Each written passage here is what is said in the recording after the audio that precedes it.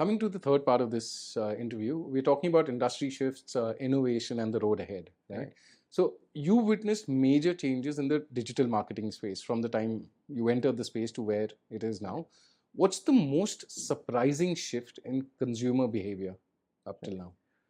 Uh, I entered this space close to 20 years ago, Right. right? And back in the day, obviously there was no e-commerce boom as such, Right. right? One of the major shift, obviously we all see it, is the e-com boom, right? The marketplaces boom, right? But now that we are moving from the general trade, okay, to e-commerce, now again, e-commerce cut is being taken away by quick commerce, right? Very few people know that Blinkits of the world are growing at an alarming pace, and they are actually taking, a cut from the pie of Amazon and Flipkart.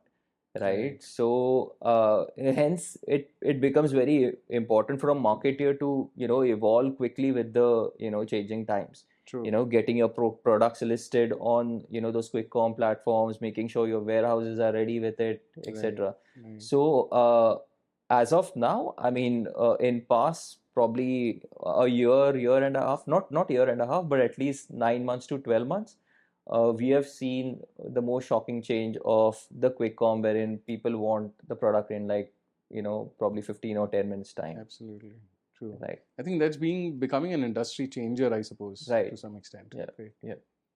So, how do you see AI automation and predictive tools reshaping digital campaigns going forward? Right. Now, see, honestly, AI is a highly abused term, right? In today's world, I mean, if you go to any of these digital marketing forums, people talk about AI, and it's highly abused, right? Uh, for us, AI is still at a very nascent stage, but very sure it is gonna pick up in next 2.5, 3 years, right? At this point of time, AI is not scaling up to that extent. Having said that, uh, there are certain categories where the jobs creation might be in jeopardy, right? So, for example, content creation is happening. I mean, textual content creation and video content creation, image content creation is happening at an alarming pace. For that, you don't require those many resources now, right? AI is actually addressing that, right? Your predictive analysis in terms of reading the data, okay, that was happening back in the days as well, but now again, it's picking up at a very good pace, right? So with help of obviously some intelligence, machine learning intelligence behind it. So I would say at this point of time, it has not picked up pace, but within 2.5, 3 months, 2.5, 3 years, I think so the industry is gonna change, right? I've heard of a couple of tools that Google and Meta is coming up with, in which you don't require media planners and buyers, right? All you require is a budget and your company website and an objective. You just key in those things, right? And the algorithm will decide who to show the ads, how much ROAS will they drive, whether the intent of that user is high or not. Everything will be done by machines. It's still in the pipeline, but next 3 or 4 days, 3 or 4 years is gonna shape the industry in a different way altogether, but not as of now. Right. But there's a lot of buzz on AI and everything you see on LinkedIn and you see, in the news and everything. But you're saying on ground level, the implementation has not happened yet. Or it's slower. Yeah, it is slow. It is at a nascent stage. At this point of time, it's affecting the designers and the content creators a bit. Right. Okay. I think largely. Yeah. Yeah. They're at a threat level already. Yeah, exactly. Interesting. So, what global trends do you think are influencing the strategies, and how do you localize them for Indian startups? Right. So, global trends, I would say, is in terms of one of the trend that I saw of late is people moving to Snapchat. I mean, that is actually a eye opener for us. I mean, first it was Facebook. Okay, then the Gen Zs and millennials started moving to Instagram. And now that all the baby boomers and all those old generation is catching up with Instagram. Right. The younger generation is moving to Snapchat. Right. I mean, this is a very latest trend, but still at a very nascent stage. But you can draw some inferences from it, Okay. right? People are moving to that particular format of social media, right? So probably tailoring your strategy to Snapchat, not now right away, but in near future would actually. So in a 2 to 3 year time frame. Yeah, exactly, Right. exactly. Another thing which honestly the a lot of foreign players are concentrating on that, Okay. and that is linked to India, is Bharat, right? Lot of growth is happening in tier 2, tier 3 cities, right?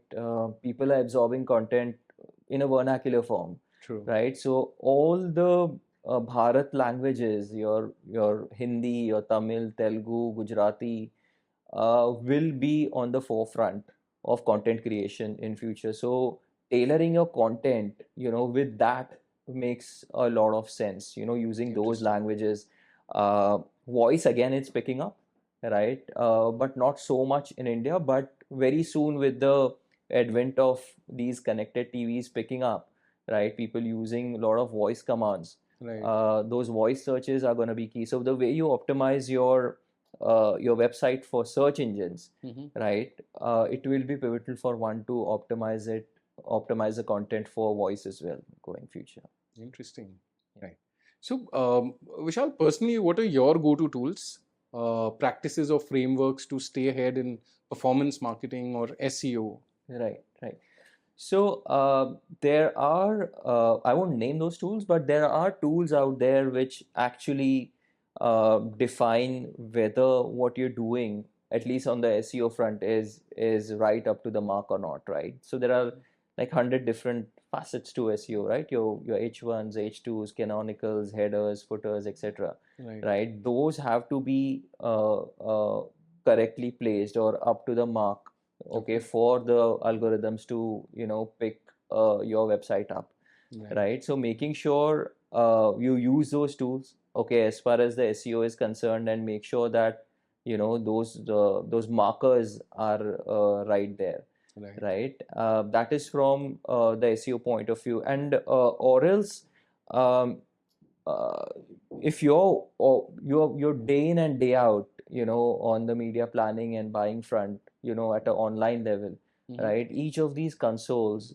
okay, they have their own training timelines or training schedules, okay, that the respective platform does, right? So every 3-4 months you will have some innovation or the other coming on those consoles, right? So being part of those training platforms, although you are on the brand side, I'm on the brand side, I don't execute things as much I used to do earlier. Now we have a team of people who execute things.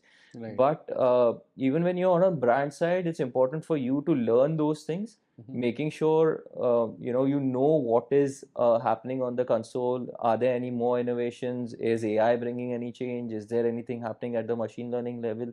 So these things are actually covered by training that is being given by the respective platforms. So making sure that you're part of those platforms, and you can stay up to the mark with that. So, right. So, like you said at the start of this interview, that if you're not learning, right, and you become complacent, it's the end of the beginning. So you got to constantly keep learning. Interesting.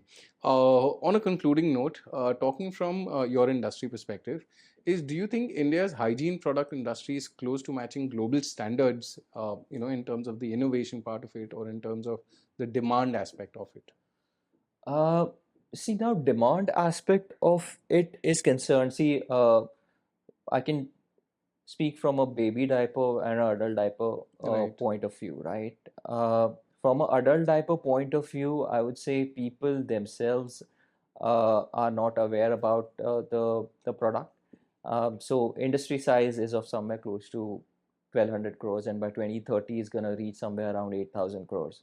Wow, right? But yeah, at this point of time, 50% of the people are not aware about the adult diaper as a product. It is a taboo category. People have certain apprehensions with respect to the efficacy of the product, whether it will hold the urine or not, etc. Right? So first and foremost, making sure that people are open to the idea of adult diaper is something that needs to be worked upon, right? And as far as the product is concerned, we I can actually talk about Noble Hygiene as a brand. Okay, the product is top notch, right? In terms of its absorbency or in terms of other features of the product. So it's right there. So as far as the adult diaper is concerned, right, the product is right there, right? Best of the material, best of the sap is being used, which is imported from foreign countries to make sure that the absorbency is up to the mark, right? So as far as the innovation is concerned, in the adult diaper space, we are right there. It's just that uh, making sure audience, is open to the usage of the products, that is something that needs to be worked upon. And as far as the baby diaper is concerned, you got big giants in the baby diaper space, right? With per capita income increasing, every year, right?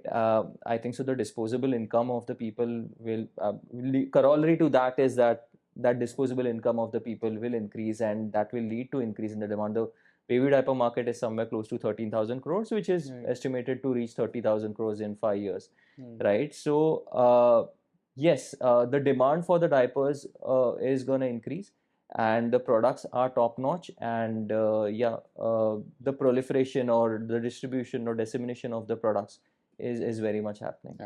Interesting. Well, Vishal, thank you for giving us a good piece of insight on the question that I had for you. So thank you for that. Yeah.